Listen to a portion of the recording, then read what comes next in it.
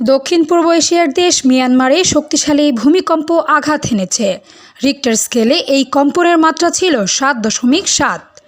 পরে সেখানে আরেকটি কম্পন অনুভূত হয়। দ্বিতীয় ওই কম্পনের মাত্রা ছিল 6.4। এদিকে মিয়ানমারের পাশাপাশি থাইল্যান্ডের রাজধানী ব্যাংকক সহ এই অঞ্চলের অন্যান্য স্থানেও কম্পনের খবর পাওয়া গেছে। মিয়ানমারের এই ভূমিকম্প ব্যাংককে বেশ তীব্রভাবে অনুভূত হয়েছে এবং কম্পনের তীব্রতায় নির্মাণাধীন ভবন ধসে পড়ার ভিডিও ফুটেজও সামনে এসেছে।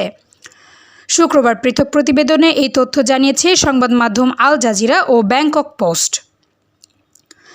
স্থানীয় সময় দুপুর 12টা 50 সাগাইং শহরে 16 কিলোমিটার উত্তর পশ্চিমে 10 কিলোমিটার গভীরে এই ভূমিকম্প আঘাত হানে বলে ইউএসজিএস জানিয়েছে।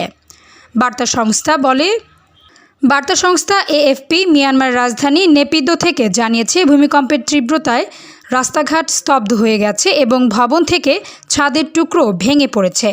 অন্যদিকে প্রতিবেশী থাইল্যান্ডের রাজধানী ব্যাংককে শক্তিশালী কম্পন অনুভূত হয়েছে। ব্যাংকক পোস্ট বলছে, শুক্রবার বিকেলে মিয়ানমারের 7.4 মাত্রায় ভূমিকম্প আঘাত হেনেছে এবং এর জেরে ব্যাংককে কম্পন অনুভূত হয়েছে। থাইল্যান্ডের ভূমিকম্প পর্যবেক্ষণ বিভাগ জানিয়েছে, মিয়ানমারের মান্দালয়ে দুপুর 10 কিলোমিটার। থাইল্যান্ডের ভূমিকম্প পর্যবেক্ষণ বিভাগ জানিয়েছে, মিয়ানমারের মান্দালয়ে দুপুরে 10 কিলোমিটার গভীরতায় ভূমিকম্পটি আঘাত হেনেছে।